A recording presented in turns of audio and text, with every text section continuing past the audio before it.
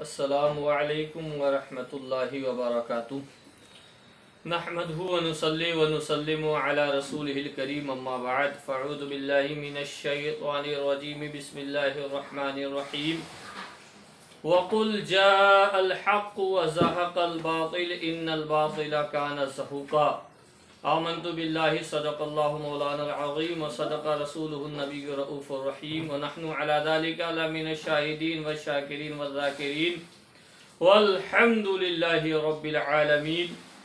یا صاحب الجمال ویا سید البشر من وجهك المنیر لقد نور القمر لا يمكن الثناء كما كان حقه بعد خدا بزرگ تو یہ قصہ مختصر وہ کمال حسن حضور ہیں کہ گمان نفس جہاں نہیں،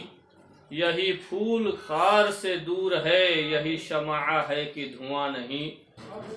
بخدا خدا کا یہی ہے در، نہیں اور کوئی مفر مقر،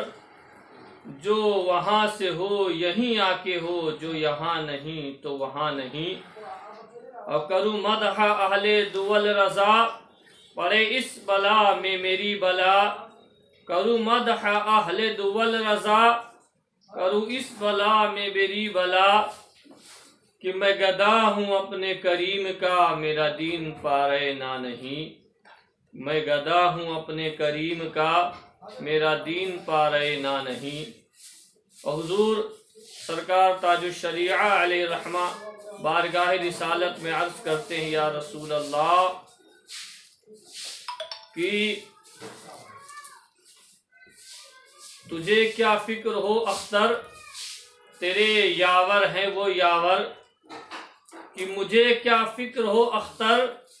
میرے یاور ہیں وہ یاور،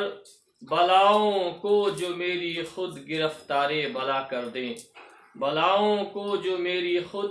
گرفتار بلا کر دیں۔ عزیزان ملت اسلامیہ، برادران اسلام،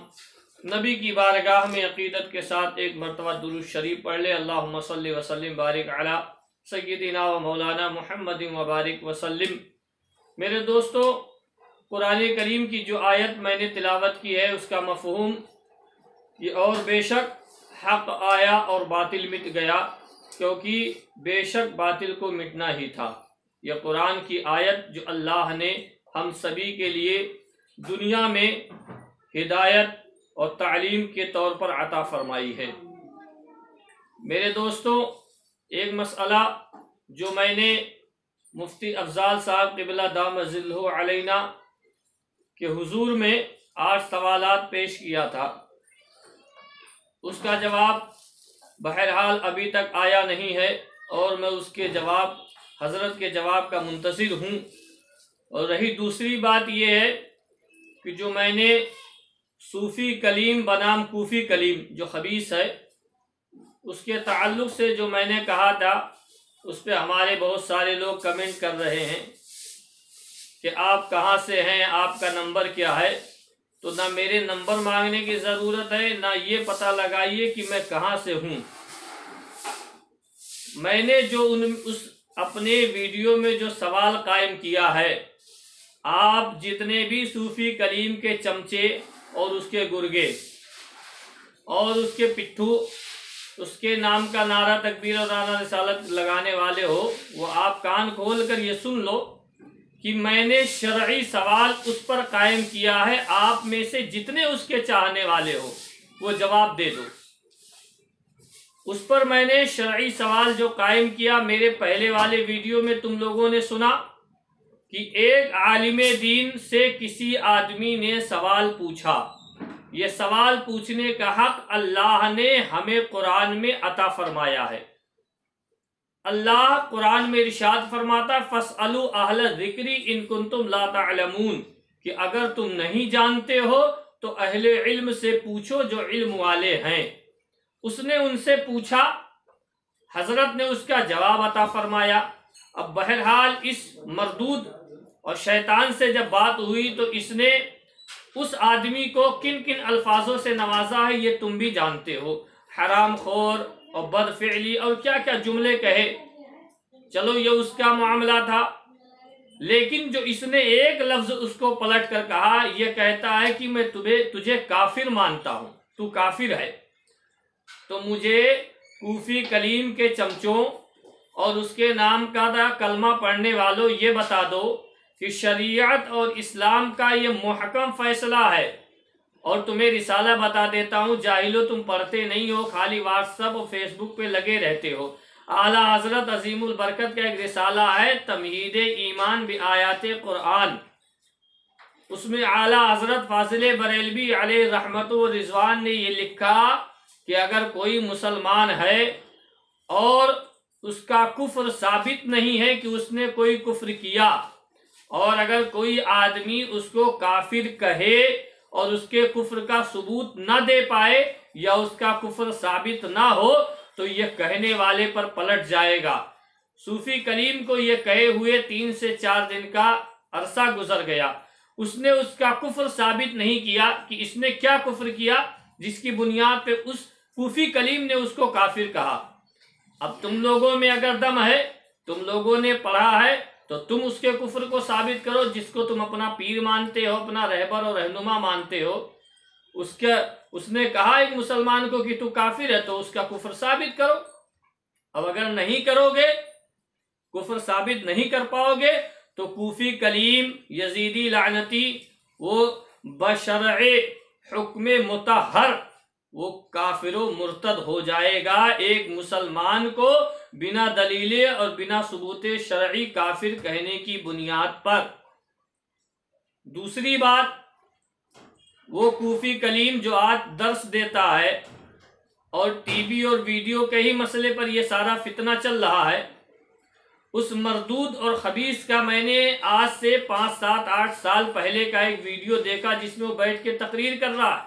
اور اس کے باقاعدہ یوٹیوب پہ وہ ویڈیو ڈلی ہوئی ہے۔ تو اس حرام خور کو یہ معلوم نہیں تھا کہ 8 9 سال پہلے دوسرا قرآن تھا، اب دوسرا اتر گیا، یا 8 9 سال پہلے بخاری، مشکات، ابن ماجہ، ابو داود اور دیگر احادیث مبارکہ کی کتابیں کیا 8 9 سال پہلے نہیں تھی جو اب آ گئیں، یا پہلے ان میں یہ حکم موجود نہیں تھا جو اب حکم موجود ہو گیا؟ تو اس مردود نے تو اپنا کام کر لیا، اب جب دوسرا کر رہا ہے تو کہہ رہا حرام ہو گیا۔ پہلے تجھے نہیں معلوم تھا، تو نے مدرسے سے پڑھائی کی ہے، تو نے تعلیم حاصل کیا تھا، تجھے معلوم نہیں تھا کہ یہ حرام ہے، آج معلوم پڑ گیا۔ بہرحال اس سے بھی میری بحث نہیں ہے کہ اگر آدمی گناہ کر کے توبہ کر لے تو اللہ اسے معاف فرما دیتا، بحث وہ نہیں ہے۔ بحث کا مدعا صرف اتنا ہے کہ جتنے اس کے چمچے اور گرگے ہو، یہ تم سب کان کھول کر سن لو کہ اس نے جس مسلمان پر کفر کا فتویٰ لگایا ہے اس کا کفر ثابت کرو،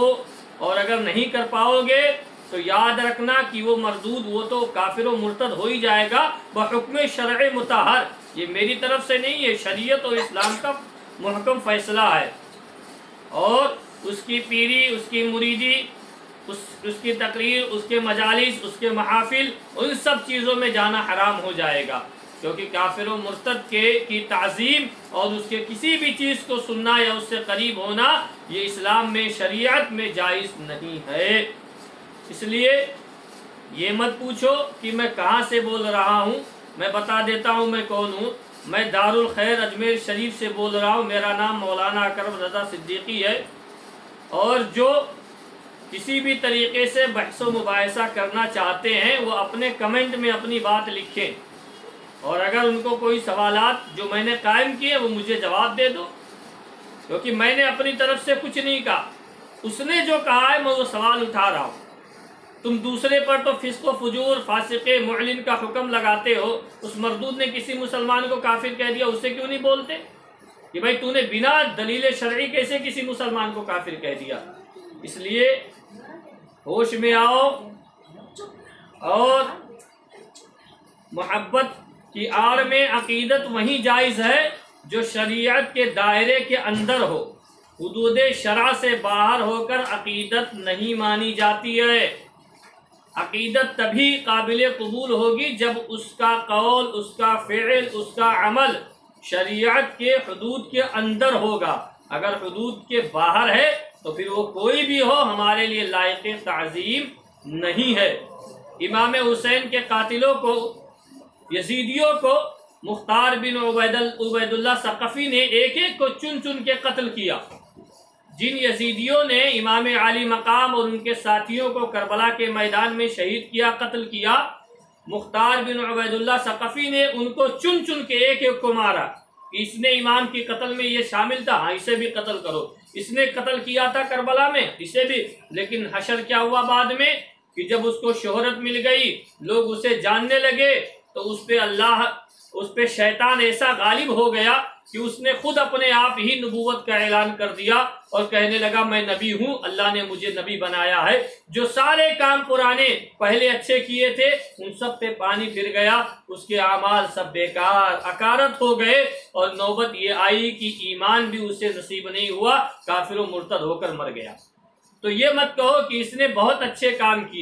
کام کیے وہ سب ٹھیک ہے۔ ابلیس نے بھی پوری دنیا کے ہر حصے پر اللہ کی بارگاہ میں سجدے کیے تھے، لیکن ایک بات نہیں مانا تو لعنت اس پر ہو گئی، ملعون ہو گیا، مردود بارگاہ رب العزت ہو گیا۔ لہٰذا اس لیے عقیدت رکھو، اچھی بات ہے، لیکن عقیدت شریعت اور اسلام کے دائرے کے اندر ہو۔ اگر دائرے کے باہر ہے تو وہ عقیدت کے لائق نہیں ہے، وہ عزت و عظمت کے قابل نہیں ہے، وہ تعظیم و تکریم کے لائق نہیں ہے۔ اس کو پیروں پہ رکھنا، اس کو ٹھکرانا، یہ ہم سب کی ذمہ داری ہے۔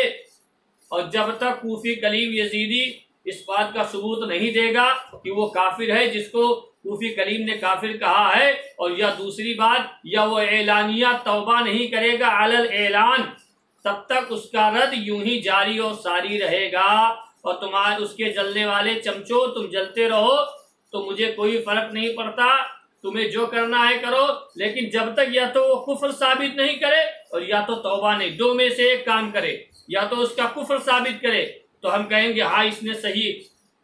کہا ہے، اور اگر کفر ثابت نہیں کر پاتا ہے تو توبہ کرے، تب اس کا رد بند ہوگا، اور نہیں ورنہ تو انشاءاللہ روزمرہ حق کا اعلان ہوگا اور ڈنکے کی چوٹ پر ہوگا، اور تاج الشریعہ اور مسلک اعلیٰ حضرت کے مسلک و مذہب سے ہوگا، اس کا رد ہوتا رہے گا، اور اس کے خبیث چہرے کو ہم عوام اہل سنت کے درمیان بے نقاب کریں گے۔ جو صوفی کا چولا اوڑھ کر وہ کوفی والا کام کر رہا ہے اسے ہم بے نقاب کریں گے۔ اس میں کوئی شک و شبہ نہیں ہے کہ آج جاہل بھی ہے، عالم کا لبادہ اوڑھے، ایسے ملاؤں سے ایمان بچائے رکھنا، ایسے ملاؤں سے ایمان بچائے رکھنا۔ السلام علیکم ورحمۃ اللہ وبرکاتہ۔